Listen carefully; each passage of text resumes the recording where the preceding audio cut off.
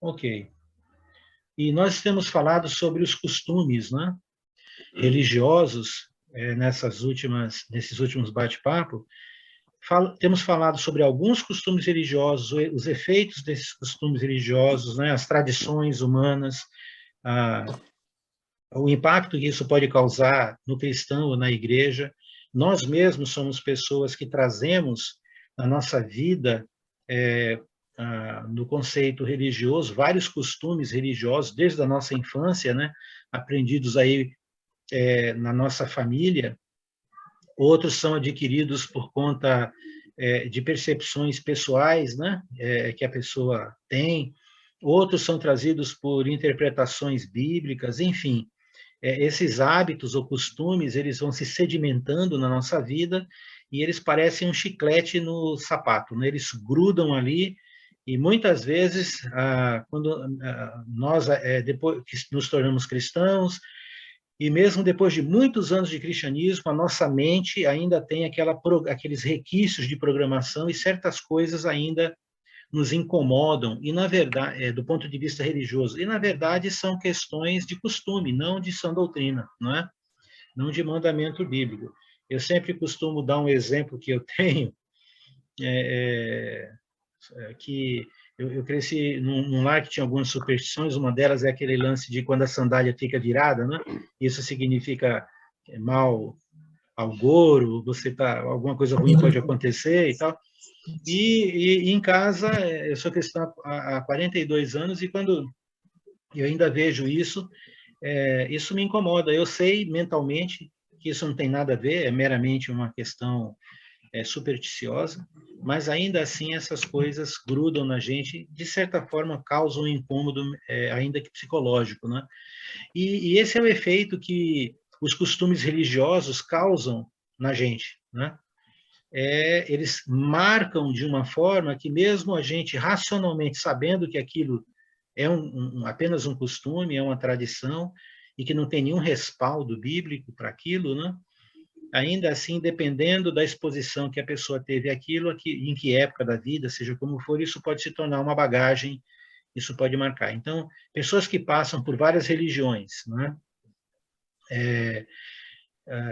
Ou foram ensinados dentro de algum modelo religioso, quando se tornam simplesmente cristãos, também trazem, isso é natural, é comum, trazem essa bagagem, e é difícil tirar o que está dentro da mala, né? Algumas dessas percepções acompanham a pessoa a vida inteira, e precisamos tomar cuidado, né? Ter consciência dessas questões. Bem, dito isto, nós vamos ter uma oração, e depois nós vamos fazer uma introdução, uma pequena lembrança do que nós falamos segunda passada, e vamos aí pautar o assunto de hoje para a gente debater um pouco, que é a questão, uma pergunta, né? Será que os costumes, eles podem causar divisão na igreja? Então, vamos ter uma palavra de oração. Aí eu peço que vocês, por favor, desliguem aí, fechem o seu microfone, e aí depois, na hora do debate, a gente pode abrir e trocar aquela boa ideia, tá certo? Então, tá. Eu fecho aqui o de alguns também, se for o caso, não tem problema não, tá? Márcia, pode... fechou. Eu ia fechar o seu aqui, que eu consigo fechar. Mas tudo bem, então vamos ter uma palavra de oração, você bem acompanha, e se você concordar, ao final você pode dizer amém, tá bom? Santo Deus e amado Pai, nós estamos aqui com o intuito de conversar um pouco sobre costumes e doutrinas, enfim, são questões que, por um lado, nós temos, Pai, o livre-arbítrio, e até podemos optar por aderir a alguns desses hábitos ou costumes, isso não é errado, mas nós sabemos, ó Pai, que em descontrole, esses costumes, às vezes, é levado à posição de uma sã doutrina, que não é, mas quando elevado, pode causar sérios problemas. Então, nos dá uma mente livre pela palavra, uma mente sábia, de acordo com a palavra, para que nós possamos saber nos conduzir diante dessas situações. Em nome de Jesus, Pai, é que eu te oro, peço e agradeço. Amém, Senhor. Não tem o nome. Bem, ok. Na semana passada, nós falamos sobre algumas questões relacionadas a divisões na Igreja de Cristo, ok? Então, a Igreja de Cristo, no mundo, né?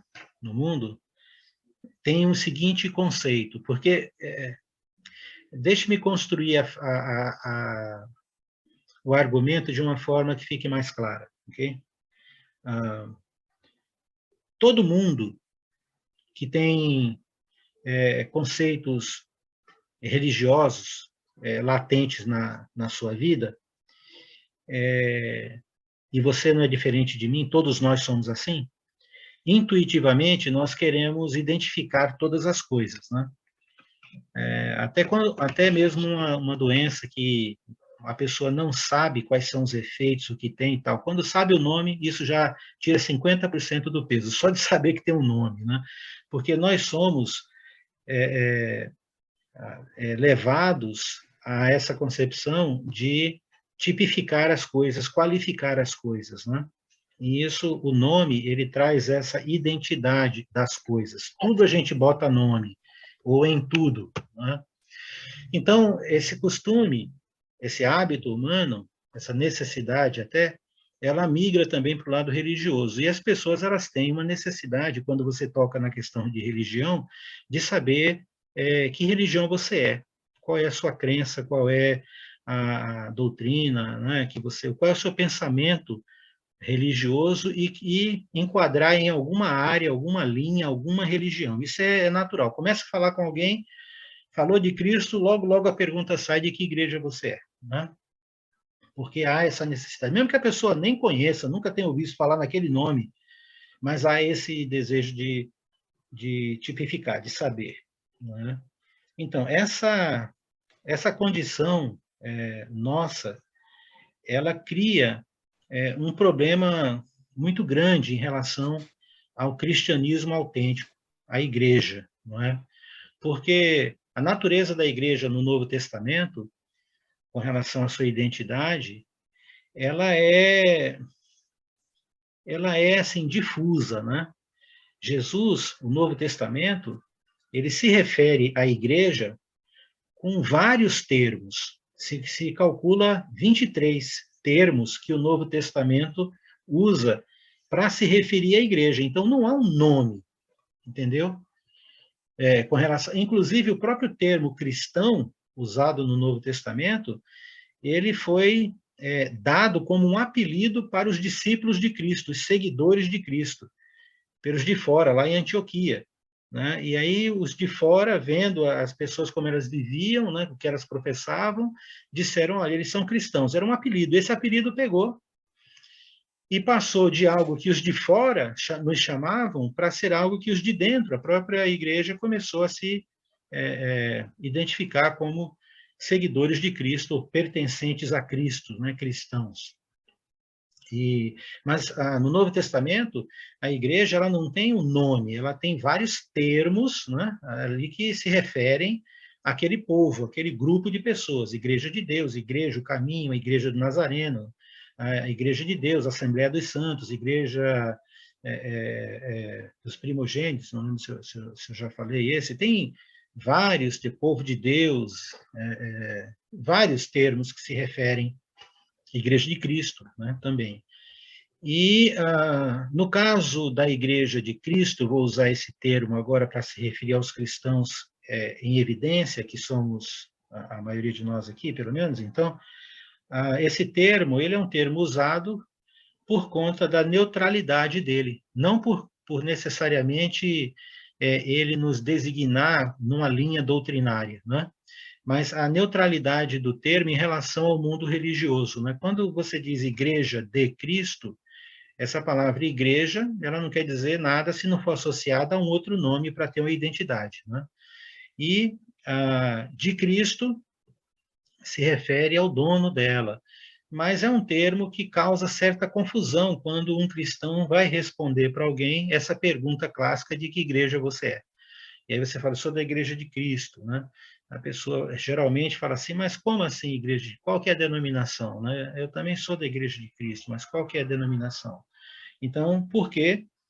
Porque isto é o que há muitos séculos já vige no mundo religioso, que é a identidade de linhas teológicas ou doutrinárias para designar o que você pensa, o que você crê, ou a forma como você crê, tamanha é a variedade de formas. Então, nós cristãos, nesse conceito, somos livres para obedecer apenas à palavra de Cristo. Agora, esse conceito de obedecer à palavra de Cristo é uma máxima nossa, de deixar a Bíblia falar, de não acrescentar nem diminuir, mas nós reconhecemos que existem alguns problemas, né? Alguns textos que são difíceis de entender, alguns textos que não falam tanto quanto a gente gostaria sobre certos assuntos, né?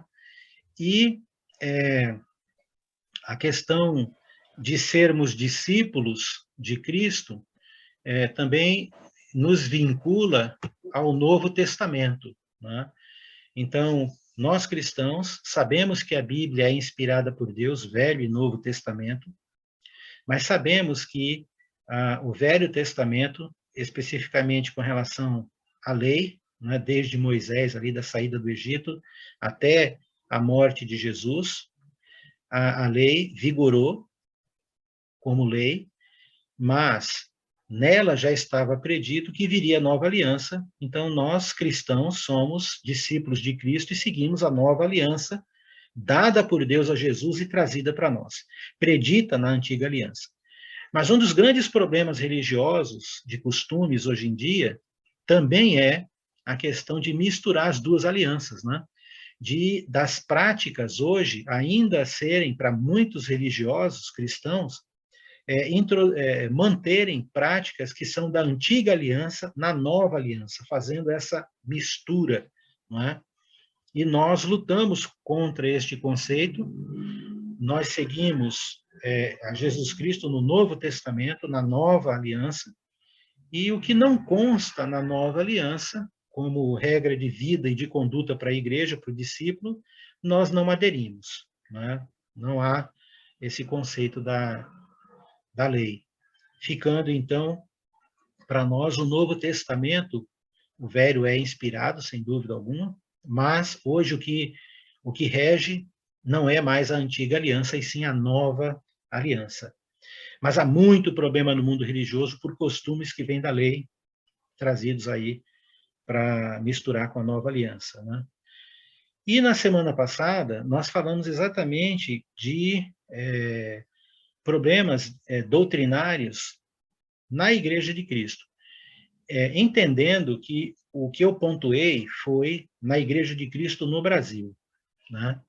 Então, é interessante a gente lembrar que o Brasil tem pouco mais de 500 anos, e quando o Brasil, entre aspas, foi descoberto, né, Pedro Álvares Cabral ali trouxe nas caravelas, né, emissários católicos, eram as missões espanholas e portuguesas, todas elas tinham ali o acompanhamento e o aval, e às vezes até o financiamento em parceria com a Igreja Católica, e não foi diferente aqui no Brasil. A Frei Caneca veio junto, rezou a primeira missa, e depois vários vaticanianos, jesuítas e de outras ordens também vieram para o Brasil e se instalaram aqui no Brasil. O Brasil hoje tem praticamente todas as ordens católicas atuando aqui. São 27 ordens católicas, carmelitas dos pés descalços, os franciscanos, vaticanianos,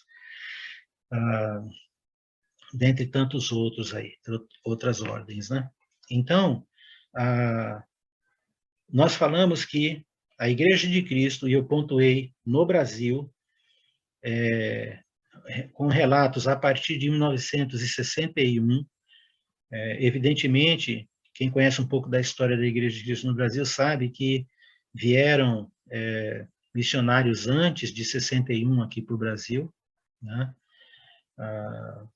Na época ainda até de Lampião, né?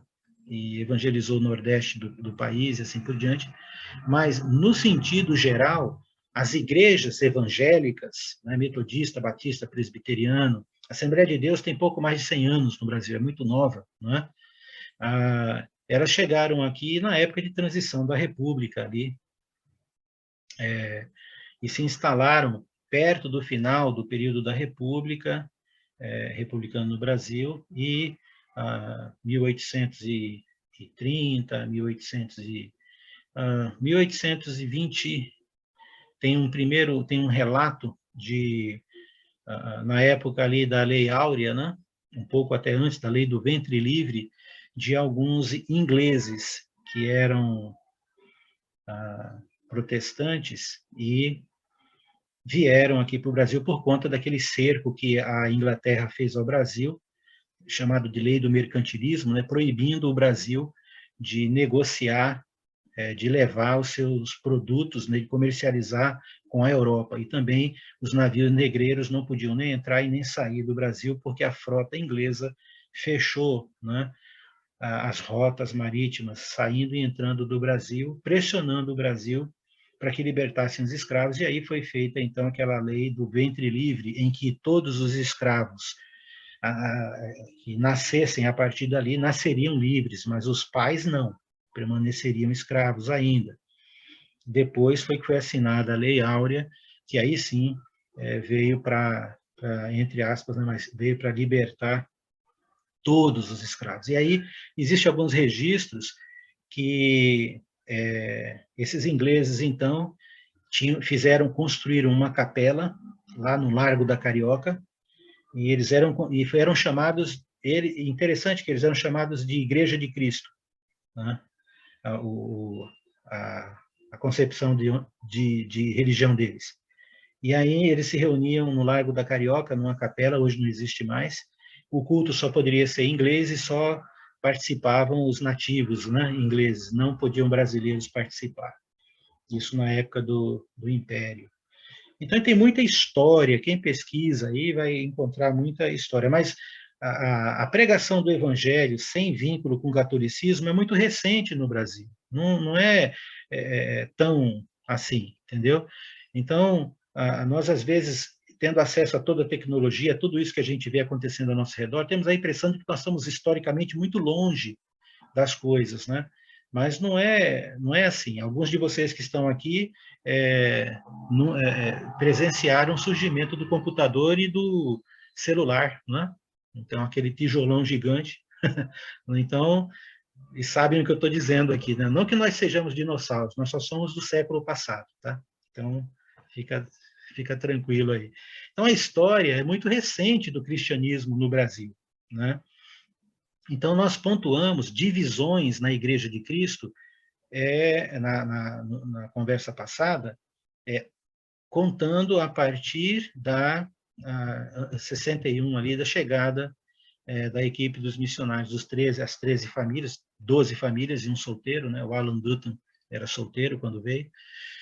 E aí, de lá para cá, aqui no Brasil, tivemos a instauração de alguns conceitos que divergem e são considerados de divisão. E a maioria deles aconteceram nos Estados Unidos e vieram para cá, não é? Eu vou só pontuar aqui, como é apenas um resuminho, tá? Então, nós falamos sobre os discípulos, né, que também é chamado de Igreja de Cristo Instrumental, mas que vieram duas famílias de missionários, o Sanders e o David Bayles, e ficaram lá no norte do país, né, em Belém do Pará. Há alguns anos começaram a Igreja de Cristo, ou os discípulos ali, mas também se chamam Igreja de Cristo, em Belém do Pará. E alguns anos depois, o Sanders ele desceu para Goiânia, e com isso o Sanders era uma pessoa mais liberal do que o David Bayles, e o Bayles, então, sendo um pouco mais, do ponto de vista de análise religiosa tradicional, né? Por exemplo, quando alguns irmãos da Igreja de Cristo do Sudeste iam para Belém, eles não tocavam instrumentos no culto, em respeito, lá em Belém, né? Quando Sanders, então, foi para Goiânia, ele mudou alguns conceitos de liberação, resultou que aquele grupo se dividiu em dois grupos, né? um pouco mais tradicional e um bastante liberal. Hoje, a Igreja de Cristo lá em Goiânia, se você entrar na internet, colocar Igreja de Cristo, Goiânia, então você vai ver, tem várias congregações lá, mais de 1.000 membros, bem grande, mas eles aderiram ao conceito mais pentecostal, né? Tem pastores, pastoras, muitas das igrejas têm preta, tem aquele jogo de luz, né? Aquele estilo de pregação, uma mistura de pentecostalismo com Hillsong, né? Com os progressistas e tal, conferência de pastores, e tem uma série de coisas, né? Então, aquele grupo basicamente se tornou em 3 linhas, né, dentre a divisão que já estava. E essa divisão aconteceu nos Estados Unidos nos anos 50. Né? Também, depois, teve aqui no Brasil, início dos anos 80, ali, o discipulado de Boston, que chegou para cá. Esse eu acompanhei, na época eu fazia seminário lá no Instituto Bíblico em São Paulo, e acompanhei, né, a chegada daquela equipe que veio dos Estados Unidos. O discipulado de Boston teve sua origem na Flórida. O idealizador daquela metodologia, o Keith McKean, ele era professor na Universidade da Flórida, e ele, com as ideias, ele teve alguns problemas na Igreja de Cristo, ele foi para Boston, e lá, uma igreja em Boston, então chamada Igreja de Boston, nos Estados Unidos, desenvolveu, apoiou aquela metodologia de controle, não é? Você era um discípulo, então tinha um mentor, esse mentor, ele controlava praticamente a vida da pessoa, né? O que ela tinha que fazer, o que ela tinha que ler, as horas que ela tinha que se dedicar ao trabalho com Cristo, quantos discípulos, quantas pessoas ela tinha que convidar. Então, havia um controle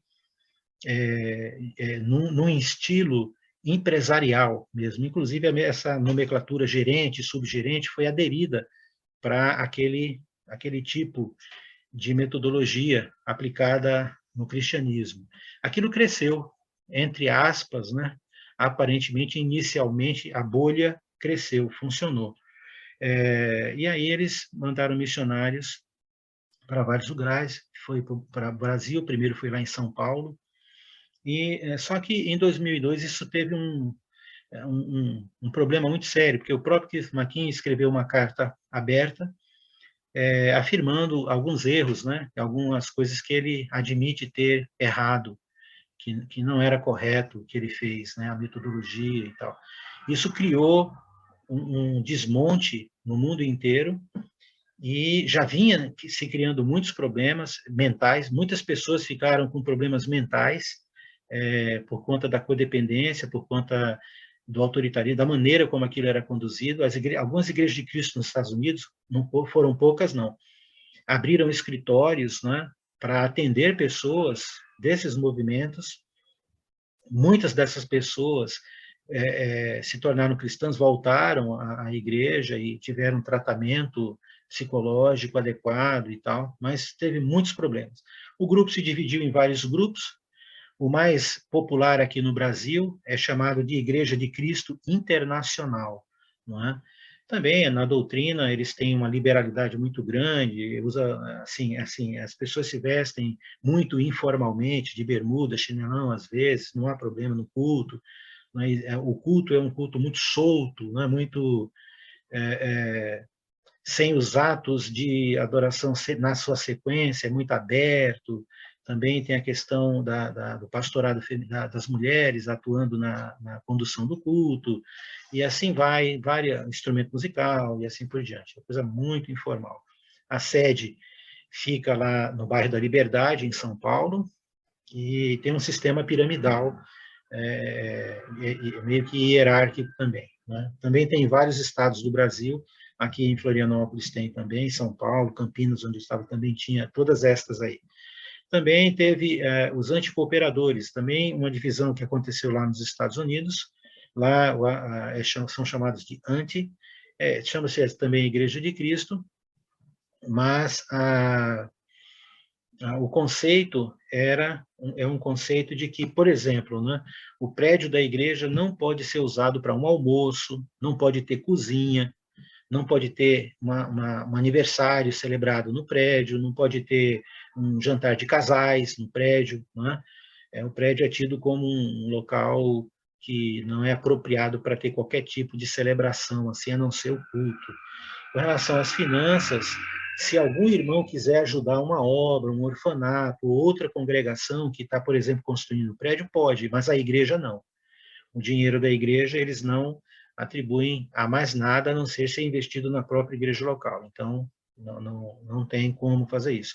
Então, quando eles vieram para cá, num primeiro momento, esse grupo esteve conexo com algumas congregações, um pouco na 9 de julho, mas foi muito pouco. Aí, depois, Parque Santo Antônio, lá em São Paulo, em Bugaçu, tiveram também em Pernambuco. O representante maior que a gente conhece, nesse sentido de nome, eu vou lembrar, eu estava com ele aqui, falando, me deu um branco aqui, mas eu já falo o nome do representante. O Denis Allan, não é? Denis Allan, isso, obrigado. O Denis Allan tem publicação, muita publicação no site e no Facebook dele, né, que são excelentes, material excelente. O material que é disponibilizado, visível, né, para todo mundo ver, é material maravilhoso, né, muita coisa coerente, total com a palavra. Agora, o conceito é quando você entra na membresia ali, quando você vai fazer parte da congregação, aí tem essas restrições aí, assim, né? No geral, as igrejas, o que elas deixam transparecer são aquelas coisas que são mais incomum mesmo, né? E depois é que, quando você aprofunda mais, você vai ver algumas coisas que são incoerentes com a palavra. Por exemplo, a ceia do Senhor, você não pode levar para alguém que está no hospital, que está doente, só pode se tomar a ceia em comunhão na igreja. Comunhão é entendido literalmente com todo mundo junto no culto, né? Então, não leva a ceia para alguém ali. E também, alguns anos depois, o movimento de igreja nas casas, não é? Esse movimento de igreja nas casas... Oi? Essa igreja que o senhor está falando é a Igreja de Cristo? Essa que o senhor está falando? Todas estas que eu estou falando são divisões que saíram da Igreja de Cristo. Então assim, se um grupo de pessoas se reúne num lugar, e vamos supor que eles decidiram usar essa terminologia Igreja de Cristo, que nós também, na maioria dos lugares no mundo, usamos, alguns lugares não usam, né? Alguns lugares não usam nada, outro coloca lá a Escola da Bíblia, Centro de Estudos Bíblicos, porque para nós essa configuração de ter placa com nome não é algo relevante, né? Para nós é o caráter de ser cristão. Mas, enfim, então também não é pecado colocar ali uma placa dizendo que aqui se reúnem cristãos, por exemplo, né? Mas, enfim, agora, isso nenhuma novidade ter divisões, porque você vai ver nas páginas do Novo Testamento, como nós vamos ver daqui a pouco, que já naquela época, nas barbas de Paulo, já havia divisões acontecendo, né?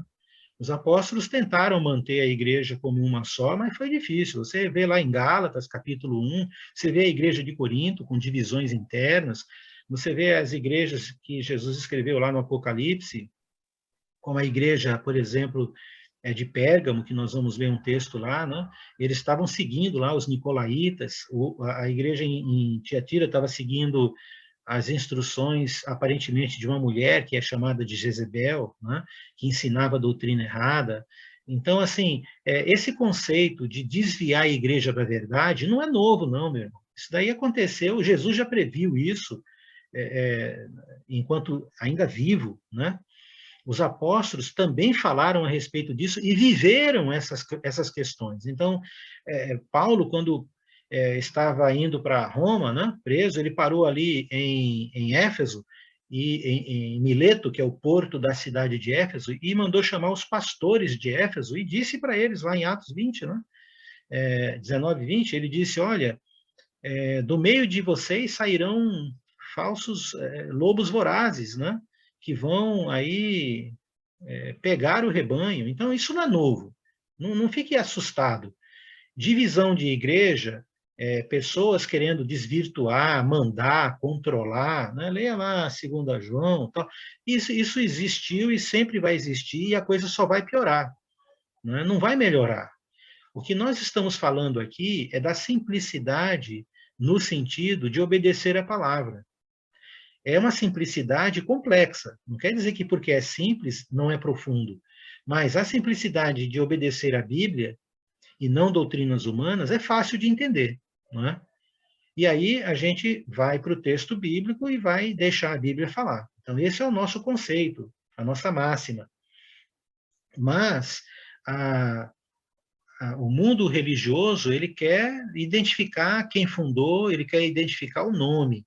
Então, na Igreja de Cristo, também temos esses problemas. Então, aqui no Brasil, na nossa época, aqui, dentro do conceito da igreja que foi trazida a mensagem de apenas as escrituras, de ser simplesmente cristão, de sair do mundo religioso, trazida por aquela equipe de missionários em 61, de lá para cá, existem essas divisões, não é?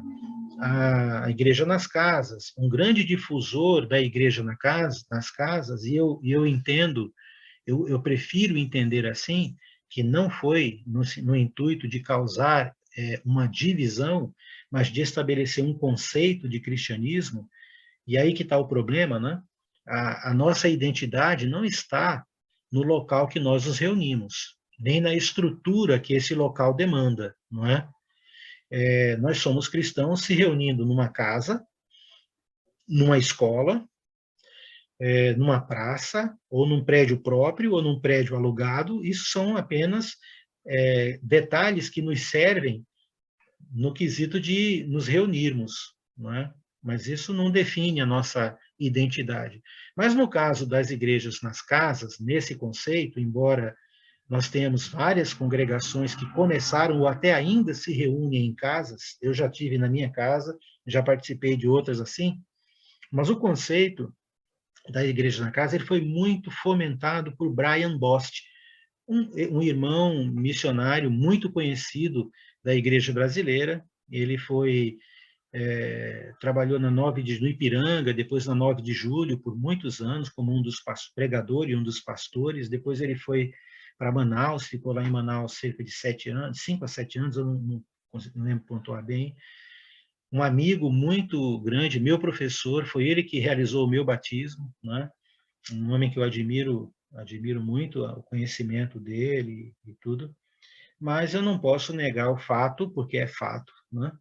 De que o Brian, em um determinado momento, ele decidiu não mais se reunir, quando ele saiu de Manaus, não mais se reunir em prédios, e também parou de participar das atividades nacionais, como Enoque e tal, isso foi parando até zerar mesmo. Ele saiu do cenário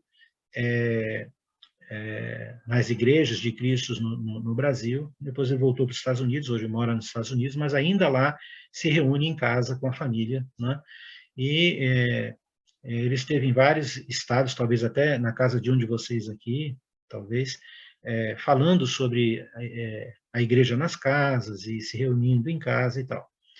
E isso gerou uma condição em que resultou o seguinte: alguns irmãos defensores dessa linha, que se tornou uma linha teológica, de Igreja de Cristo nas Casas, se tivesse uma congregação na cidade, que se reunisse num prédio próprio, ou se esse irmão estivesse viajando a trabalho ou a lazer numa cidade onde tivesse uma Igreja de Cristo no prédio, ele não iria. Porque se tornou algo avesso à sã doutrina ter um prédio, por exemplo. É? Naquela constituição de que, tendo um prédio, você vai ter gastos com água, com luz, com manutenção, né? A estrutura ali que demanda ter um prédio. Então, isso se tornou um grande problema. Só que esse ensino ele não tem sido tão difundido e tão aderido. Então, no começo houve um burbulho ali, depois isso assentou mais, e hoje nós temos poucos irmãos que estão com essa visão de que só a igreja nas casas é que define o que é igreja, se for num prédio já está errado. Né? Mas criou-se essa linha doutrinária também, aí, ok? E saiu do nosso meio esse contexto. Mais recentemente, aí, final dos anos 80 para o início dos 90, aliás, nos anos 90 para cá, nós começamos a ter o que hoje é chamado de liberalismo, né, por muitos irmãos, né, movimento liberal, que é uma resposta, talvez, à questão do zelo, e eu concordo que, às vezes, a questão do zelo em excesso também é um problema, o legalismo. A igreja, no Novo Testamento, enfrentou isso com o judaísmo, né? Os dois lados. Com o judaísmo, o legalismo, os cristãos judeus, e com os cristãos gentílicos, o liberalismo, né? Basta você ver a igreja de Jerusalém versus a igreja de Corinto. A igreja de Corinto, extremamente liberal, né? E Paulo teve que corrigir, e a igreja de Jerusalém também, uma igreja legalista, também teve que ter várias reuniões e vários membros importantes daquela congregação também passaram por certas situações, como o próprio apóstolo Pedro, em Gálatas, capítulo 2, quando Paulo enfrentou ele com relação à acepção de pessoas, né? Então, veja, isso aí já está presente na igreja há muito tempo, né? Agora, o movimento liberal recente, ele tem como seu maior representante, pelo menos tinha até então, o Max Lucado, né? Então, é um irmão que foi missionário aqui no Brasil, no Rio de Janeiro, e eu cheguei a conhecê-lo enquanto ainda lá no Rio de Janeiro, e aquela equipe, né, do Rio de Janeiro. Mas esse processo que a igreja está passando agora é um processo chamado de liberalismo por conta da proximidade e até mesmo da aderência, né, à questão do mundo religioso, das religiões e tal, num conceito de que está tudo relativamente bem, e não há certos critérios, né, de sã doutrina, de valores tão fortes como na Igreja de Cristo, e aí há uma liberalidade, né? A questão da adoração instrumental, a questão da posição das mulheres em relação à condução específica das reuniões, reuniões espirituais como o culto, por exemplo, a questão da aproximação, por exemplo, de convidar pastores denominacionais para pregar, né, na igreja, ou para dirigir grupos, por exemplo, de irmãos que estão exercendo uma certa liderança na igreja, por exemplo, pastores, né, alguns evangelistas e tal. Então, existem reuniões e, às vezes, existe nessas reuniões uma abertura até para que pastores denominacionais possam trazer uma palavra ou trazer algo para esse grupo. Então, há essa abertura, assim, demasiada, né? Conceito de informalidade também, bastante informalidade com relação ao culto, né? Uma das igrejas que iniciou muito com isso e se isolou depois das demais igrejas de Cristo foi a igreja de Itu, no Rio de Janeiro. E lá eu participei daquele contexto todo ali, enquanto naquela transição eu ia para Itu toda semana e participava de um grupo nas casas ali, um grupo grande de pessoas nas casas, mas que eram irmãos que já estavam sofrendo com relação a esse problema do liberalismo, e por quase 2 anos eu estive lá com eles, então eu sei bem o que aconteceu lá. E aí temos o Antenor Gonçalves, que é dos irmãos que estão lá, que é mais conhecido na Igreja de Cristo, é o Antenor Gonçalves, que foi meu professor, inclusive, no Instituto Bíblico, na época que eu fiz, muito amigo, já estive na casa dele, ele na minha, mas que por conta dessa situação toda, aquela congregação não participa, os membros não participam de nada mais relacionado à igreja, né? Houve algumas participações do Antenor no Nordeste, em algumas reuniões, em outros locais, no Enoque foi começando aí aos poucos também, que é o Encontro Nacional do Obreiro Cristão, depois cessou. Então nós falamos sobre isso, que na Igreja de Cristo, dos anos 60 para cá, nós temos divisões de vários pontos e níveis aí que aconteceram, ok? Essas são as principais aí, ok? Evidentemente, em algumas congregações, existem alguns irmãos que pensam de um jeito, pensam de outro, e não existe consenso em certas situações, mas não chegou a se causar uma divisão. Mas estes movimentos, sim, eles têm causado divisão. Esse, por exemplo, do liberalismo hoje, tem divisões em São Paulo, Rio de Janeiro, tem divisão no Ceará, tem em Pernambuco, né, várias congregações, alguns problemas, congregações que começaram com uma divisão, mas hoje já nem são mais divisões, já debandou mesmo, assim, pentecostalizou geral, e assim por diante, né? Então, em Fortaleza, em Jaboatão dos Guararapes, e assim em outros lugares.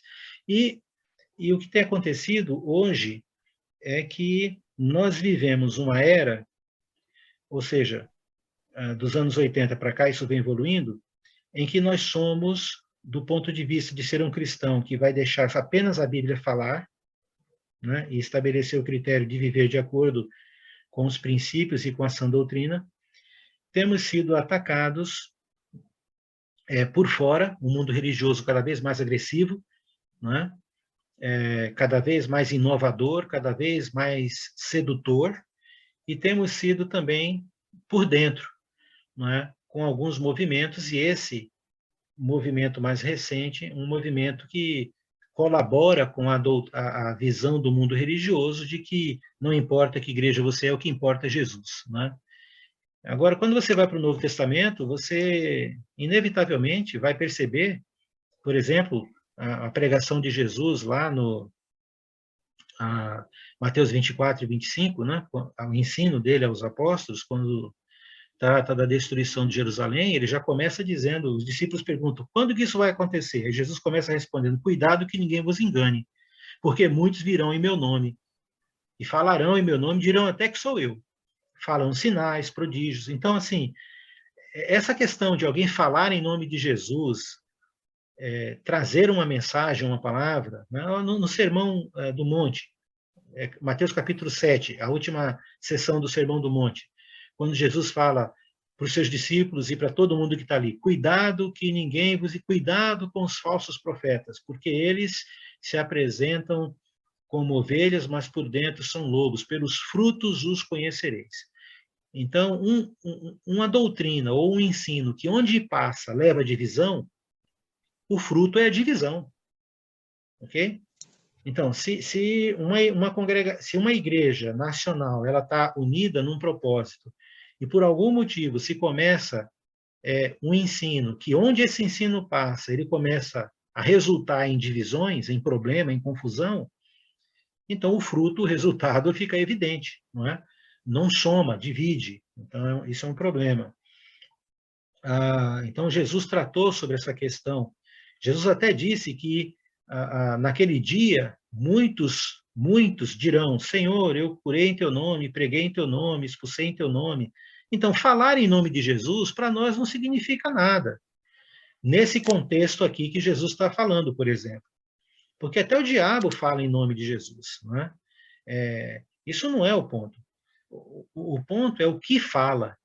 Porque Jesus disse, lá em Mateus capítulo 7, versículo 21, ele disse, nem todo o que me diz Senhor, Senhor entrará no reino dos céus, mas aquele que faz a vontade do Pai. Então, o que interessa para nós, cristãos, não é o que a doutrina dos homens, o que é o sucesso de uma congregação, se ela cresceu ou não cresceu, né? Leia as cartas de Apocalipse ali, as 7 igrejas, você vai ver que Jesus, ele fala, olha, vocês são pequenos, mas vocês estão bem aí, porque vocês estão guardando a minha palavra. Então, nós não temos que ficar frustrados ou ficar excitados por conta do crescimento ou não, porque o crescimento vem de Deus. E muitos desses movimentos acontecem ou em represária ao tradicionalismo, que também é errado, e nós temos que admitir que somos pessoas tradicionalistas e as igrejas sofrem com isso, então é preciso ter equilíbrio. Né? O liberalismo ou o tradicionalismo são dois radicais aí que não são bons. Né? O equilíbrio é a gente buscar na palavra esses conceitos que norteiam a gente. Então, entendeu isso? Eu até me alonguei mais, meus irmãos, para deixar bem claro que aqui, primeiro, eu não estou condenando ninguém, para mim, eu não tenho o poder de mandar ninguém para o inferno nem para o céu. Agora, nós temos a autorização de Jesus Cristo, de Deus, para avaliar o julgamento analítico do que as pessoas dizem e fazem, eu e você temos que ter em comparação com o que o Evangelho diz. ok? E não se preocupe com a maioria ou minoria, porque não é esse o padrão que indica que algo está certo. É a obediência, entendeu? A palavra. E quando você tiver consciente e esclarecido de que o procedimento bíblico é aquele, então fique com aquilo. Não, não se deixe seduzir por qualquer outra coisa que não seja aquilo que agrada a Deus. Esse é o nosso conceito aqui. Está entendido? Bem, dito isto, esse resumo aí, né, do que nós falamos, a pergunta é: os costumes, eles podem, então, causar divisão na igreja? Como isso acontece? Então, agora eu vou abrir para duas sessões, né, de questionamento ou colaboração. Se você quiser falar algo referente ao resumo do que eu já falei, você pode ficar à vontade. E se você quiser ajudar respondendo essa pergunta, também fique à vontade, né? Será que os costumes que nós trazemos, ou os costumes religiosos, eles podem causar na igreja divisão? Então, vamos abrir um pouco para conversar agora. Fique à vontade. Quem quiser falar, levanta a mãozinha aí ou fale. Ô, Alex, eu penso assim, por exemplo, se eu resolver hoje, a partir de hoje, só usar a saia comprida, saia, não vou usar mais calça comprida, é um problema meu com Deus, né? Perfeito. Mas eu não posso tirar isso goela abaixo para as pessoas. Isso vai se tornar uma doutrina, né? Mas é uma coisa minha, que eu resolvi fazer um propósito com Deus, sei lá como é que o pessoal fala. Mas a gente não pode obrigar os outros, porque isso não é uma doutrina bíblica, né? Não, muito bem, parabéns, muito obrigado aí pelo seu comentário. Se acertou em cheio num dos grandes motivos de divisão. É o conceito da pessoa ter um conceito pessoal, que não se trata de sã doutrina, mas se trata, às vezes, de uma interpretação de um texto bíblico que ele pode decidir fazer o que ele quiser, como o caso de beber, por exemplo, né? Ou de vestimenta, por exemplo, aí. Dentro da questão de que, evidentemente, fugindo daquela questão da sensualidade e tal, porque isso é tratado na Bíblia. A Bíblia, o Novo Testamento sobre vestimenta, por exemplo, não vai tratar o que você tem que vestir, vai tratar como você se veste, modéstia e bom senso. E modéstia e bom senso é relativo, depende da cultura. O que é modéstia e bom senso para uma igreja recém-iniciada numa aldeia indígena no Xingu? É a mesma para nós aqui? Para a sua cidade? Claro que não. Então, modéstia e bom senso é relativo, depende da questão cultural, da época, de vários fatores aí. Mas tem pessoas que elas vão fazer o quê? Elas têm uma moral, uma ética que foi estabelecida ou pela família, ou pela religiosidade dela, ou por alguma igreja que ela já passou, e seja como for. E aí, se ela não entender que isso é uma questão pessoal e de preferência, um costume, e ela quiser estabelecer o fato de que quem se veste diferente está em pecado, não vai para o céu, e quer estabelecer que esse é o critério padrão para a igreja, aí nós temos um problema que pode causar divisão na igreja. Fatalmente pode. Veja bem, a questão de vestimenta pode causar divisão na igreja. E é um costume religioso ou um costume local. Muito bem. Obrigado pela sua colocação.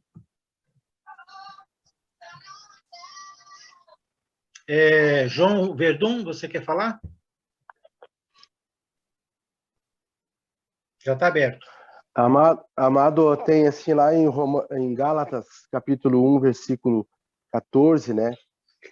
Paulo, ele diz assim, ó: e na minha nação, quanto ao judaísmo, levava vantagem sobre muitos na minha idade, sendo extremamente zeloso das tradições dos meus pais. Mas quando Deus, que me separou antes de eu nascer e me chamou pela sua graça, achou por bem revelar seu Filho em mim, para que eu pregasse entre os gentios. Então, nós somos um povo separado, né? Então, como nós estamos falando, né? A gente chega na Igreja de Cristo cheio de bichinho, né? Cheio de coisa. Eu mesmo cheguei cheio de coisas, assim, que eu fui perguntando, mas pode? Mas será que essa é a Igreja de Deus, sabe? Então, certos costumes que eu trazia e coisas que foram ensinadas, eu guardei desde os 12 anos, e eu fui me separando daquilo. Então, como o Paulo diz, né? Então, se a gente foi se nós somos um povo separado E como diz lá em Romanos 1,17, a revelação do evangelho vem de fé em fé. Nós temos que fazer como aquelas mulheres de Bereia, né? Observar as escrituras e não deixar essas coisas se enraizarem dentro de uma congregação, sabe? Amando, chegando ao irmão, perguntando de onde ele tirou esse conceito, sabe? A gente lutar, como tu falaste hoje, nós temos que lutar contra esses conceitos, que no começo a gente luta contra os conceitos, mas depois a gente luta para preservar os conceitos bíblicos, né? Então a gente luta contra os conceitos de que a gente chega na igreja de Deus. Então, o amor à palavra de Deus e crer nesse livro profundamente vai nos trazer grande diferença dentro de uma congregação de cada irmão. E aí nós estamos aqui para ajudar, para aprender Muito contigo bem. e levar esse conceito, né? Muito bem. É isso aí. Olha, o apóstolo Paulo, em Romanos 16, versículo 17, ele disse: rogo-vos, irmãos, que noteis bem aqueles que provocam divisões e escândalos em desacordo com a doutrina que aprendestes, afastai-vos deles. Então, são recomendações apostólicas com relação à promoção de divisão na igreja. Então, quando alguém começa a promover divisão na igreja, não é só o fato de se promover a divisão deveria ser o sinalizador para que nós nos afastássemos daquela conversa, de dar ouvidos àquilo, não é? Em 1 Coríntios 1:10, ele diz: rogo-vos, irmãos, pelo nome do nosso Senhor Jesus Cristo, que faleis todos a mesma coisa, e que não haja entre vós divisões, antes sejais inteiramente unidos na mesma disposição mental e no mesmo parecer. Em 1 Coríntios 11:18, porque antes de tudo estou informado, relacionado à igreja de Corinto, a haver divisões entre vós, quando vos reunis na igreja. Então, veja, é algo que já havia no primeiro século, né? E assim, Judas, né, diz também lá em Judas 1:19, ele diz: são estes os que promovem divisões sensuais, que não têm o Espírito. Então, existe, desde o primeiro século, essa questão de pessoas que promovem a divisão. É verdade. Muito bem, obrigado. Irmão Paulo. Boa noite, irmão. Boa noite. Boa noite, amados. Eu peguei bem, já indo para o final, irmão. Eu estava tentando entrar, aí acabou que... Mas eu peguei alguns comentários, vindo para cá, para casa, você falando sobre onde fazer, onde se reunir e tudo mais, né? Bom, como você sabe, eu com o irmão Randão na casa dele, né? Sim, sim. Conheci ali essa doutrina da igreja. Tem outros irmãos que se reúnem aqui também, na casa do Paulo, um outro irmão nosso aqui na Zona Leste. Sim, né? Sim. Então, assim, é interessante, porque nós estamos até vendo, tem um espaço que provavelmente vai ser... Nós estamos estudando, ou de repente está tendo um prédio nosso também. Mas o irmão Randall, ele até prefere, né? Ele prefere reunir em casa, né? Eu também. Mas é interessante. Eu vou falar uma coisa aqui que é interessante. Teve um irmão de Santo André que ele veio trazer a mensagem para nós há 2 semanas atrás, e ele falou assim, ele gostou da maneira, porque assim, nós nos reunimos em círculos, né? Então, todo mundo olha para todo mundo, você vê, ele até falou que no momento de cantar, do louvor, olho no olho, aquela coisa assim, ele achou bacana, né? E, assim, todo mundo, né, fica assim mais... Familiar. A comunhão fica diferente, fica mais familiar. Realmente eu tenho sentido isso aí, porque eu venho de uma denominação... Sem dúvida. Mais de 3.000, aquela coisa, né? Forte, tudo. Então, assim, com relação à maneira de conduta, uma forma de vestimenta, tudo, eu acho que nós temos que fazer para Deus, né? Então, nós vamos lá para... a palavra diz para, de repente, uma maneira boa de você se vestir, eu acho que, né, é para Deus. Mas, teve um irmão que ele foi fazer a ceia, ele veio lá de Santo André, hoje ele está conosco congregando. No momento da ceia, ele orou antes, né, ele orou antes, e no momento que ele orou, ele já orou pelo pão e pelo suco de uva. E depois que nós terminamos, nós sentamos para conversar, o irmão falou assim, ó, Jesus, ele orou pelo pão, segurou o pão e depois orou pelo suco. Uhum. Então, assim, ele falou assim, vamos imitar o que Jesus fez? É melhor. É o Hã? melhor. É o ideal. Então, Uhum. assim, eu estou vendo aqui, eu estou aqui em Atos 2, né? Eles se dedicavam ao ensino dos apóstolos. Então, é a palavra, É. a comunhão, o partir o pão e as orações. Uhum. Tem um momento de louvor, deve estar dentro da comunhão aqui, é um Claro. momento de louvor. Então, independente da ordem, é Uhum. o que? É trazer essa doutrina, trazer o que Sim, realmente sim. está na palavra. Agora, em relação à ordem, eu creio que isso não vai mudar nada. Não, porque, Não sei veja que... só, o que Paulo... veja bem, cerca de décadas depois, provavelmente mais de 3 décadas depois de Jesus, o apóstolo Paulo escreve aos Coríntios, e quando ele vai corrigir a ceia, que eles estavam tomando errado, celebrando errado, ele diz, porque eu recebi do Senhor o que também vos entreguei. Então, essa questão, para alguns, Paulo, eu vou até, minha internet deu uma oscilada aqui, eu vou te colocar como co-anfitrião, só para segurar aí se acontecer algo, tá? Tá ali. Aí você não se preocupar com nada, é só que vai Uhum. ficar aberta a sala e eu volto se oscilar. Mas, assim, Tá. quando Paulo falou aos Coríntios, ele disse isso, porque eu recebi do Senhor que também vos entreguei. E ele está tratando da ceia, né? Então, É. veja bem, se um apóstolo, corrigindo a celebração da ceia numa congregação da Igreja de Cristo, no primeiro século, mais de 2 décadas, com certeza, depois que Jesus celebrou a ceia, instrui a igreja em forma de mandamento, dizendo que ele recebeu do Senhor o que também vos entregou, por que que nós hoje, por mais simples que possa parecer, o pão, não, pode ser qualquer pão, né? Eu nunca vi ninguém dizer pode ser qualquer suco, nunca vi, né? Suco de goiaba na ceia, por exemplo. Mas pão, eu já vi muita gente dizer que pode ser qualquer pão, né? Então, assim, se pode um, pode o outro também, né? Então, veja, é nesses detalhes que mora o perigo, porque vai se sedimentando estas coisas e vai se tornando algo que é contrário à sã doutrina, porque ceia do Senhor é sã doutrina, é adoração, não é costume, Essa doutrina. não é E é vestir um roupa. memorial, assim, em obediência, né? Não é vestir roupa, é diferente, É. são assuntos diferentes, né? Muito bem colocado. E sabe que existe igrejas que se dividiram exatamente na ceia do Senhor, porque umas dizem que tem que tomar num cálice só a ceia, e outros dizem que tem que tomar em vários cálices, copinhos, como geralmente se toma, né? E afirmando que é um cálice só que precisa ser para se tomar. Então, valorizando mais o cálice nesse aspecto do que o que está dentro dele, porque Jesus, quando diz lá que orou pelo cálice, nós não temos que entender, não precisamos, precisamos entender que é uma pejoração ali, não é o copo que ele está orando, é pelo que está dentro, é o sangue, o suco que representa o sangue dele, né, o fruto da videira, e não o cálice, o conteúdo em si, né? O graal, como alguém poderia dizer.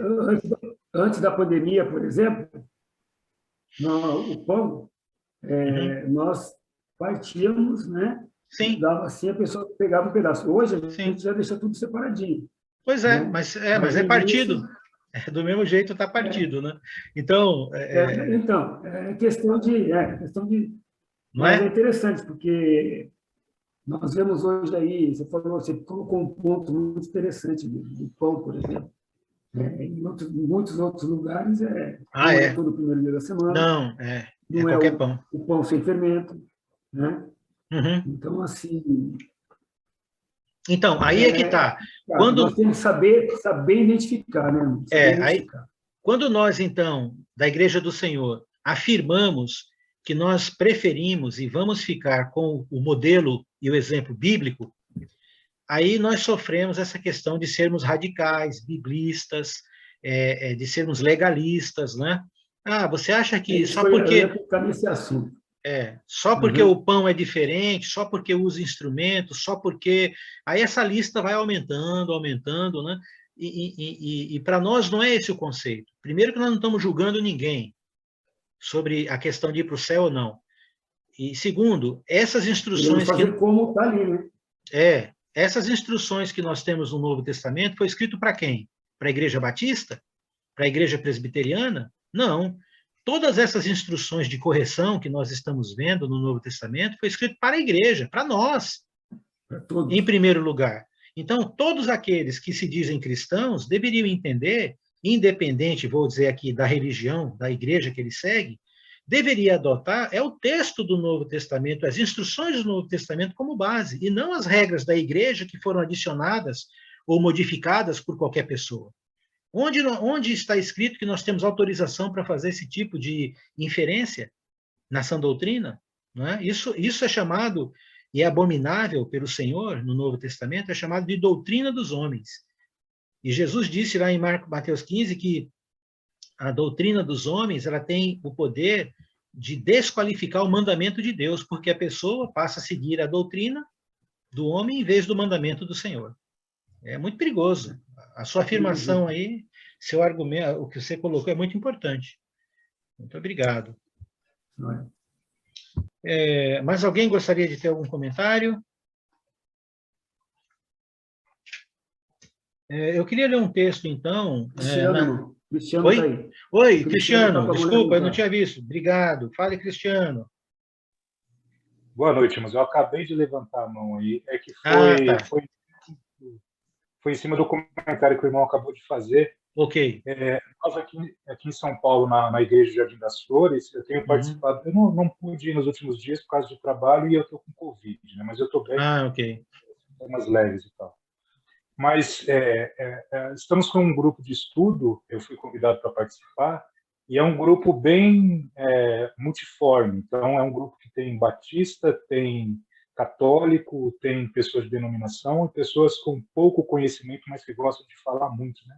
Uhum. E nesses estudos, eu chamei em particular esse senhor, que ele é da Batista, e eu estou tentando me encontrar particularmente para conversar com ele, né? Aproveitar algumas conversas que nós tivemos, porque o que eu acho interessante disso que eu não estava falando, eles seguem muito mais tradição do que igreja. Então, por exemplo, nessa conversa em particular, ele perguntou qual era a minha denominação, aonde ficava a nossa igreja sede, e ele achou muito estranho nós não termos uma igreja sede, né? Então, o que eu queria fazer com ele? Sentar com ele e mostrar, olha, nós não temos uma igreja sede, vamos ler textos. E mostrar textos. Por quê? Porque eles são cristãos e eles têm a Bíblia como referência. Então, nessas oportunidades que eu tenho, eu sempre tento levar para a Bíblia, né? Vamos ler textos. Porque senão ele sempre fala, mas o meu pastor falou isso, ou o pastor fulano de tal falou aquilo. Eu falei, então, vamos para a Bíblia? Vamos olhar a Bíblia? Aí a gente pode até depois ver o que eles falaram. Mas eu acho que quando a Bíblia é o centro de tudo, né, fica mais fácil até para tentar convencê-los. Pronto. Porque, de certa forma, todos também ali têm essa valoração à Bíblia, né? Todos os religiosos têm aí, que se dizem cristãos. E eu não estou dizendo que nós temos que nos afastar das pessoas nem sair do mundo. Quando eu falo de se afastar, é no sentido de nós nos alimentarmos dessas doutrinas, sabe? Agora, nós devemos estar como sal no alimento para conservá-lo. Então, nós precisamos nos relacionar com todas as pessoas de qualquer religião, né? Eu aceito convites para ir em denominações, em religiões, já preguei em várias. Por conta disso, uma congregação lá em São Paulo, Campinas, né, abriu as portas para estudar a Bíblia, e hoje aquela denominação, aquela congregação toda é uma igreja de Cristo, é uma igreja que serve ao Senhor, a congregação lá no bairro São Domingos. A igreja do Ipiranga abriu as portas para o Brian estudar a Bíblia com eles, e era uma igreja metodista, que se tornou uma igreja de Cristo, a igreja do Ipiranga. Então, não estou falando de fechar os ouvidos e não ter amigos ou colegas que são de se relacionar com qualquer pessoa, assim, né, principalmente evangélico. Não. Tanto é que as igrejas de Cristo oferecem estudos gratuitos nos cursos bíblicos e em escolas da Bíblia, ou por internet, WhatsApp, né, ou presencial, gratuitos, e participam todos. Então, muito bom o seu comentário. Fico feliz que tenha esse grupo e que você esteja empenhado em ter essas conversas com uma ou outra pessoa, assim. Que Deus abençoe aí. Ok? Paulo, você queria falar mais algo? É só uma coisinha. O irmão comentou aí que eles acham que precisa ter prédio próprio, né? Uhum. O que realmente é preciso para eu cultuar a Deus? Não, isso é uma questão... necessários? Não, isso é uma questão daquele grupo de cristãos. Se tem um grupo de cristãos que quer se reunir em casa, não tem problema nenhum. Se ele quer se reunir numa escola e não gastar com nada, também não tem problema nenhum. Isso quem decide é a congregação local. Onde nós nos reunimos não é uma questão que importa para a sã doutrina. A igreja aí em São José, em São José, onde você está, São José dos Campos, vamos supor que vários grupos de cristãos comecem a se reunir nas casas, e nunca nenhum aí se decida ter prédio próprio. Não tem problema. O problema é alguém levantar a bandeira dizendo que quem se reúne num prédio de escola ou num prédio próprio está errado porque não se reúne em casa. Entendi. Entendeu? Uhum. A decisão de onde um grupo de cristãos se reúne para a vida inteira, como quiser, é daquela congregação, é daquele grupo. Entendeu? Nem os que se reúnem no prédio. O que eu quis levantar aqui é assim, o que é necessário para nós nos reunirmos como igreja? Reunir. Pessoas? Pessoas se reunirem. A Bíblia. A Bíblia. Sim. Os elementos. Exatamente. Pessoas, vamos supor, se for eu e você, só isso. Fazer comunhão. A igreja somos nós. A Bíblia, o suco e o pão. Isso, perfeito. É o que precisa. Não importa o lugar. Correto? Correto, adorar a Deus ali, né, no conceito. Não precisa de instrumento musical, não precisa de banquinho, podemos sentar no chão. Tanto, isso. É o que eu quis levantar, é o que nós precisamos para poder. É a palavra de Deus, que é a Bíblia, o suco, o pão, o seu fermento, e duas ou mais pessoas. Exatamente. Perfeito. Tranquilo. Deixa-me avançar um pouquinho, então. Se você quiser acompanhar, Romanos capítulo 10, ali, Romanos, no capítulo 10, o versículo 2. Aqui, olha só, o apóstolo Paulo falando sobre os israelitas, né? Vou ler 1 e 2 aqui, tá? Romanos 10, 1 e 2. Ou alguém poderia ler? Alguém gostaria de ler? Romanos 10, 1 e 2. Eu leio? Pode ler. Irmãos, o desejo do meu coração e a minha oração a Deus pelos israelitas é que eles sejam salvos. Posso testemunhar que eles têm zelo por Deus, mas o seu zelo não se baseia no conhecimento. Pronto. Então, tá vendo aí? Será que costumes podem dividir a igreja? Sim. No primeiro século, um fator importante de divisão da Igreja de Cristo no primeiro século era a lei, o judaísmo. Então, vários judeus se tornaram cristãos, mas ainda continuaram zelosos da lei. Houve um período de transição em que eu creio que Deus foi tolerante, assim como Ele é conosco, com todos nós, porque ninguém que se batiza no dia seguinte já desceu toda a programação de conhecimento da Bíblia e já se tornou perfeito. Não, isso é um processo de santificação, leva a vida inteira. Então, Deus já sabe disso. O problema nosso não é a gente errar, é a gente saber lidar com o erro, porque errar nós vamos. Pensar de um jeito e mudar depois também é normal. Uma pessoa nunca vai passar por um processo de que o que ele pensou a primeira vez é aquilo que vai ficar perene a vida inteira. Não. E a palavra, ela lida com isso tranquilamente. É a gente que, por sermos territorialistas, por sermos tradicionalistas, a gente finca os nossos conceitos, achando que isso aí é certo e qualquer coisa que seja ao contrário está errado. Então, Paulo está dizendo que os judeus, os irmãos israelitas, eles são zelosos da lei. Eles são pessoas zelosas por Deus, né? Mas eles não têm entendimento. Será que isso se aplica hoje em dia? Será que tem muita gente na igreja e nas denominações aí que são zelosas, como os judeus eram com aquilo que é de Deus, mas sem entendimento? Né? Lembra de João capítulo 4, a mulher samaritana? É um outro extremo, porque aqui Paulo está falando dos judeus, está falando dos israelitas que tinham a lei e que eram zelosos. Agora, a mulher samaritana, em João capítulo 4, ela não era, talvez ela fosse descendente de uma das 10 tribos do norte que se desviaram. E aí, essas 10 tribos do norte que se desviaram, elas foram dizimadas pelo rei da Síria, 722 anos antes de Cristo, e alguns remanescentes ficaram ali em Israel, ali no norte e tal, e esse povo judeu das 10 tribos que se misturaram com aqueles povos daquela região ali, hoje chamado Palestina, eles não tinham mais, não guardavam mais a lei, eles se misturaram, eles aderiram, fizeram um mix de religião, com um monte de coisas e tal, e eles eram chamados de samaritanos.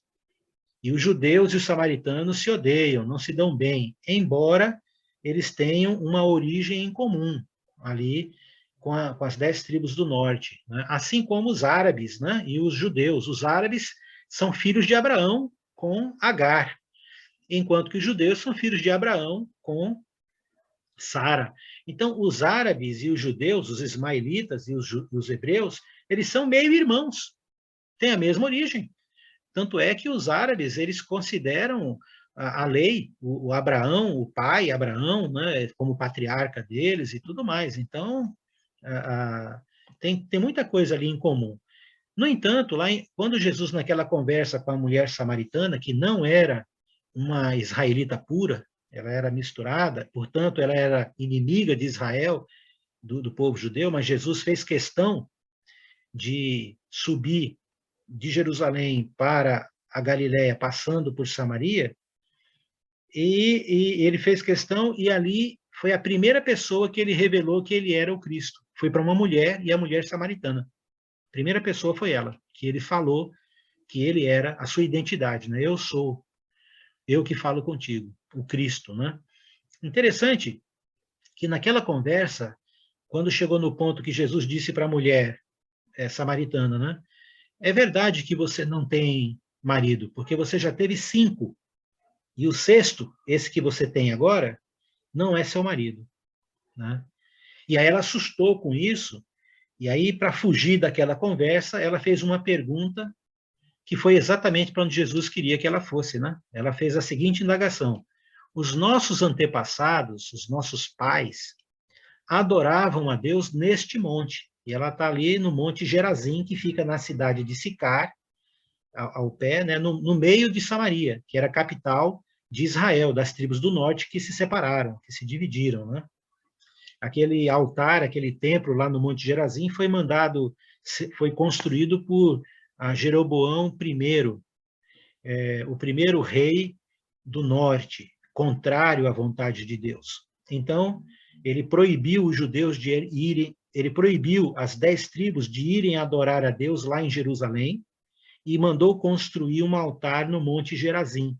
E aí a mulher samaritana está dizendo: os meus antepassados adoravam a Deus neste monte. Vocês, judeus, dizem que é em Jerusalém, onde se deve adorar. E a questão aqui é: onde a gente deve adorar? Identidade, lugar, tá vendo? Lugar. Se você quiser fazer essa conexão, você pode mudar o nome este monte para a Igreja Batista e Jerusalém para a Igreja Católica, ou qualquer igreja. Ficaria assim, ó: os nossos antepassados adoram na Igreja Batista, neste monte. Vocês, judeus, dizem que é na presbiteriana onde se deve adorar. Onde se deve adorar? Então, a pergunta talvez mais emblemática da era que nós vivemos com relação à religião é: que igreja você é? Bom, essa pergunta foi feita a Jesus, pela mulher samaritana. A pergunta foi: onde eu devo adorar? Qual a igreja certa? É este monte ou Jerusalém? Católica ou evangélica? Igreja de Cristo e tal? Onde? Ela queria, ela indagou isso para Jesus. Graças a Deus, essa pergunta foi feita para Jesus e não para mim e para você, né? Então, e Jesus responde aquela pergunta de uma forma majestosa. Ele começa respondendo assim, ele diz, mulher, vocês samaritanos adoram o que não conhecem. Nós, os judeus, adoramos o que conhecemos, porque a salvação vem dos judeus. Ora, quem era que tinha a lei? Os profetas, os salmos. Quem eram os guardiões da palavra escrita? Eram os judeus, o sul. As 10 tribos do norte se perderam, elas não tinham a lei, não guardavam a lei mais. Essa mulher, ela adorava aos moldes de Jeroboão I, que desobedeceu a Deus e disse que era para adorar ali. Então, ela não está adorando segundo a lei, segundo o que consta na antiga aliança, não é? Aí Jesus diz para ela, vocês adoram o que não conhecem. Então, veja, conhecimento. Não é o que Paulo está dizendo aqui? Paulo está dizendo que os judeus são zelosos, mas sem conhecimento, sem entendimento. Mas não são só os judeus.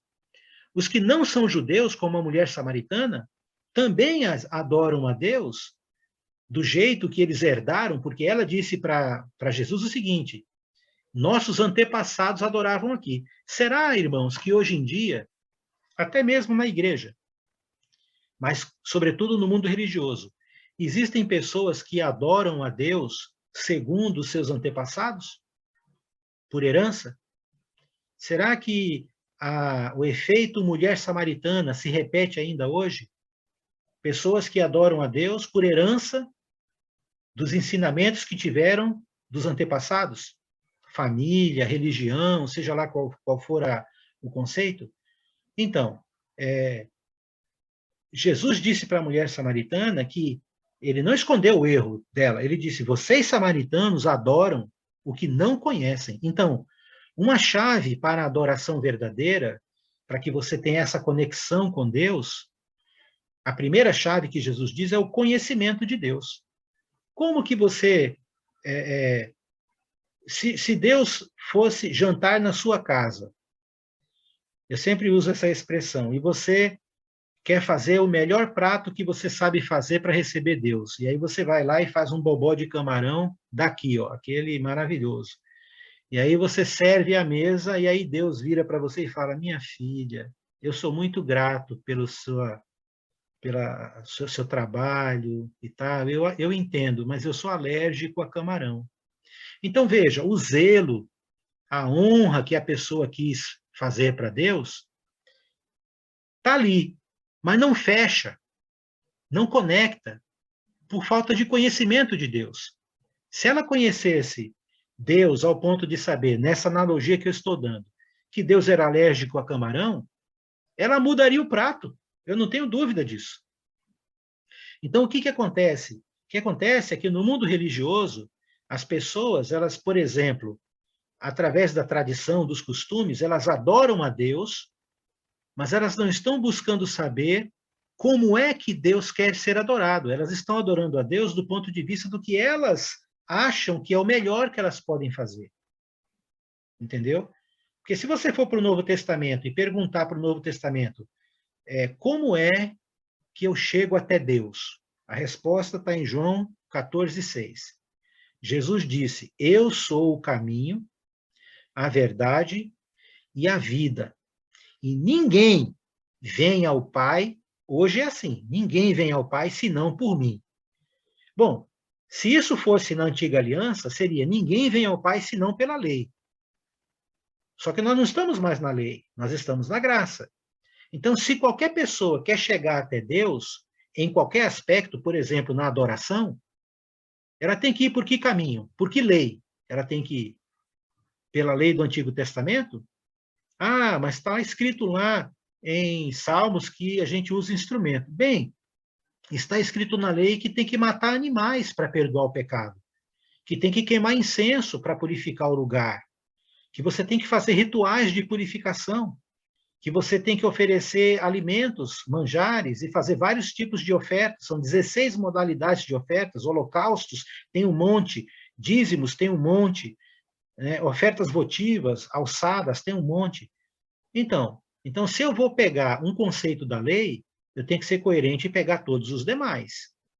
Agora, se nós estamos falando de chegar a Deus hoje, na nova aliança, então é por meio de Jesus. Então, interessa como?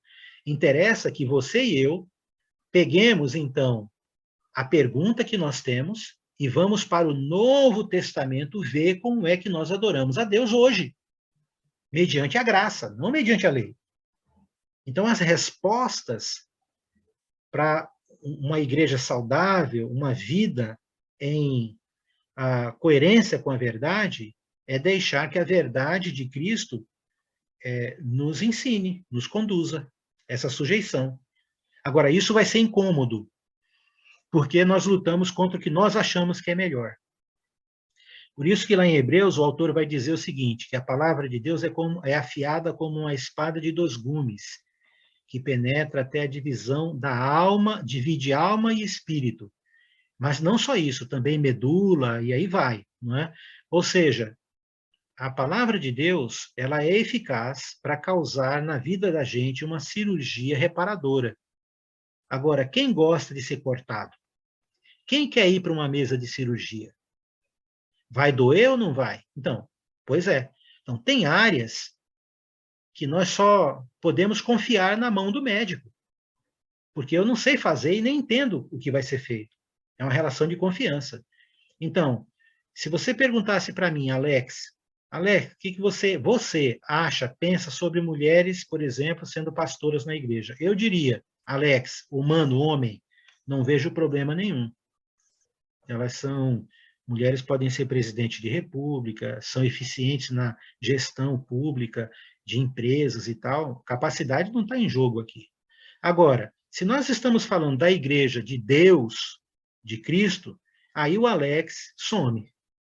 Então, aí eu vou para os textos do Novo Testamento e vou estudá-los a respeito de quem Deus constituiu como sendo as pessoas que devem conduzir o culto, conduzir a igreja.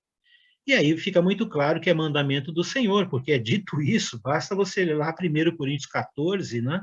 A partir do versículo 19, ali, que você vai ver claramente Paulo dizendo, isto que estou ensinando sobre ali, naquele contexto, inclui as mulheres também, né, conduzindo o culto, é mandamento do Senhor. Ele diz expressamente isso.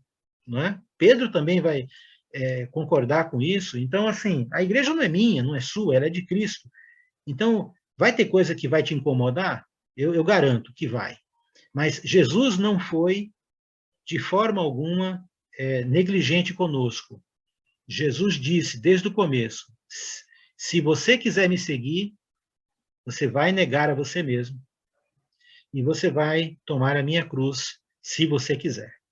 Então, tem áreas, meus irmãos e minhas irmãs, que a gente discorda de Deus até de forma intuitiva, mas é muito mais prudente a gente confiar, às vezes até, eu digo, sem necessariamente saber toda a profundidade daquilo, mas confiar em quem está dizendo.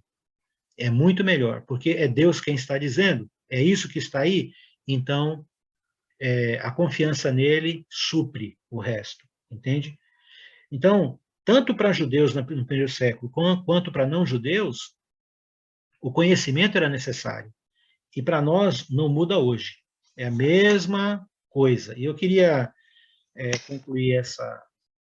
E me perdoe porque eu estou falando bastante, porque eu creio que esses conceitos fundamentais são muito importantes para embasar a sua vida, a minha vida, que é deixar a Bíblia falar, obedecer a palavra de Cristo, não ir além, nem omitir, ter coerência na palavra, independente de qualquer conceito religioso, porque a igreja não é a causa, ela é a consequência. A causa é Jesus. A igreja nunca foi a causa.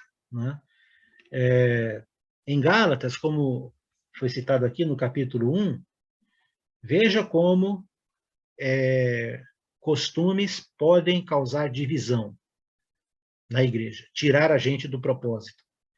Né? Ele diz o seguinte, no versículo 6, passagem bem famosa, conhecida, Gálatas 1:6. estou admirado de que estejais vós desviando tão depressa daquele que vos chamou, pela graça de Cristo, para outro evangelho. Então, veja bem, as igrejas na Galácia, que foram instituídas ali como congregações pelo apóstolo Paulo, Paulo está dizendo que ele está admirado que tão depressa, ou seja, Paulo nem tinha parado a barba, e já estava acontecendo isso, e eles estavam se desviando, né, de Cristo para outro evangelho. Olha bem, outro evangelho. Então, Paulo está fazendo uma comparação teológica no seguinte sentido: existe o evangelho que ele ensinou, e ele está dizendo que a igreja estava se desviando para outro evangelho, não é? Então, nós precisamos ficar atentos, porque muitas dessas divisões que acontecem na igreja vêm como evangelho. Mas só que, qual é a diferença? A diferença, versículo 7. Ele diz lá que de fato não é outro evangelho, senão que há alguns que vos perturbam e querem perverter o evangelho de Cristo. Aí ele deixa mais claro, né? Então, no nosso meio, podem existir irmãos que vão se levantar causando perturbação. Então, quando você vê, né, a perturbação instalada, e é uma perturbação por causa de omissão da verdade ou ensino a mais que a verdade, isso já deve acender a luz de que pode haver ali um processo de perversão, de modificação do evangelho. E às vezes há congregações que já estão há anos nesse processo de erro, sem perceber, sutilmente, não é? Aí ele diz no versículo 8, mas ainda que nós, ou mesmo um anjo vindo do céu, vos pregue um evangelho diferente do que já pregamos, seja maldito. Então, o que eu e você somos chamados a aprender aqui? Se você tem a Bíblia na sua mão, o Novo Testamento, e você estuda o Novo Testamento sobre aquele assunto, ou aquele adoração, oferta e tal, e alguém vem te trazendo algo, uma novidade, ou algo que destoa do que já está posto aqui no Novo Testamento, fica esperto. Fica esperto, meu irmão, tá? Porque isso é aí que começa o problema que levou o mundo religioso a se tornar o que se tornou hoje. Aí as pessoas querem fazer um remendo, vistas grossas, e quem é contrário é cético, ou melhor, é um biblista, é radical, não é? É cego, acha que só ele vai para o céu. Não tem nada a ver. Não tem nada a ver. Nunca nós da Igreja do Senhor devemos afirmar que só nós vamos para o céu. Nunca nós devemos dizer que qualquer religioso de qualquer igreja vai para o inferno ou para o céu. Isso não é assunto nosso. Assunto nosso é estudarmos a palavra do Senhor, e aquilo que ficou claro para nós em mandamento, nós obedecemos. Aquilo que ficou claro para nós, que é um conceito, uma instrução, você vai usar a modéstia, o bom senso, né? E vai guardar aquilo para você sem condenar os demais, porque é uma questão de preferência. Você gosta de vestir preto? Vista preto até morrer, não tem problema nenhum.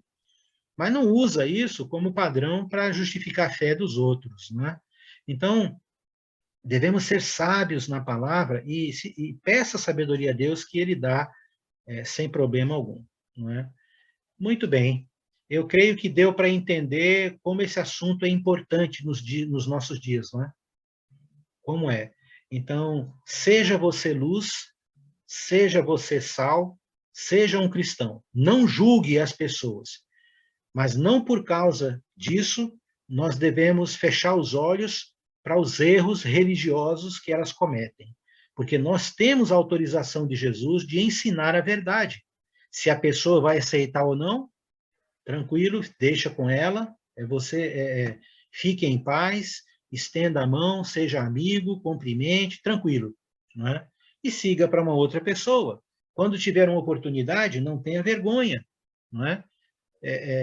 Uma pessoa fala uma coisa fora da verdade, não queira corrigi-la, dar uma de... Não, ouça com tranquilidade e tal. Se tiver oportunidade, fala, mas você já leu a Bíblia sobre esse assunto?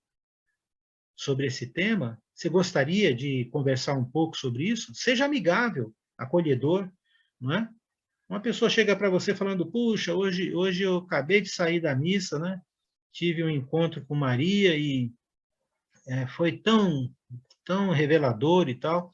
Então, tudo bem, ouça, fale mesmo. Vejo que você é uma pessoa muito religiosa. Isso é tão raro hoje em dia, né? Alguém que tem uma religiosidade latente assim, né? Fico muito feliz de saber que você é uma pessoa assim. Você não está bajulando a pessoa. É verdade, o apóstolo Paulo fez isso lá em Atos 17, em Atenas, né? Quando ele disse para os atenienses idólatras que vejo em tudo que vocês são extremamente religiosos. Elogiou a fé deles. Agora, depois ele ensinou a verdade para que a fé fosse dirigida. E sabe o que aconteceu ali? Um Areopagita, né, Dionísio, e também muitas mulheres ali da alta sociedade creram. Então, alguém vai crer, meu irmão. Não são todos, mas alguém vai. Então, seja acolhedor, respeite as pessoas, nunca julgue ninguém, mas não se desvie da verdade, tenha o foco no Novo Testamento, na palavra de Deus, conheça essa verdade, saiba conversar a respeito disso, e assim, deixe Deus agir em você e por meio de você. Eu sei que o nosso irmão João Verdun está com a mão ali. João, rapidinho aí, que a gente já passou o tempo. Tá. Quanto lá no Salmo 119, fala, no 136, fala, meus olhos vertem rios de lágrimas, porque os outros não guardam a lei do Senhor. E nós temos que, sabe, derramar lágrimas, porque é tanta gente procurando o nosso Deus, né? E nós temos que orar por eles também. E lá em Atos 9, 21, lá Paulo foi zombado, né? Não é esse que exterminava os judeus, invocando o nome de Jesus, né? E aí lá no 22, Saulo, porém, mais a mais se fortalecia, confundindo os judeus que moravam em Damasco, demonstrando que Jesus é o Cristo. Então nós vamos criar confusão na mente do mundo religioso aí fora se a gente permanecer, amar e dizer para eles que o nosso Senhor e o nosso jeito de andar, de se vestir, é Cristo que nos permite isso, com toda segurança nós fizemos isso. Muito bem. O mundo religioso está confuso e perdido, e não são poucas as pessoas que estão decepcionadas, pessoas que faziam parte de várias igrejas, inclusive das igrejas de Cristo também, porque muitas vezes nós estamos também tradicionalistas, engessando a palavra e afastando pessoas da igreja. Isso não não estamos dizendo aqui que nós... Não. Né? O evangelho foi escrito, as cartas, para a própria igreja. Então, nós precisamos aprender com os erros que constam no Novo Testamento e com os nossos também. Muitas congregações, não são poucas, têm tradicionalismos, têm áreas que elas poderiam ser acolhedoras e tal, e, infelizmente, erram, laboram nesse erro também. Não seja assim, seja uma pessoa livre, não crie problemas na congregação onde você está e frequenta, mas seja você um cristão com esse nível de desprendimento e com esse nível de compromisso com a verdade, tá certo? Essa é a nossa proposta aqui nos bate-papos.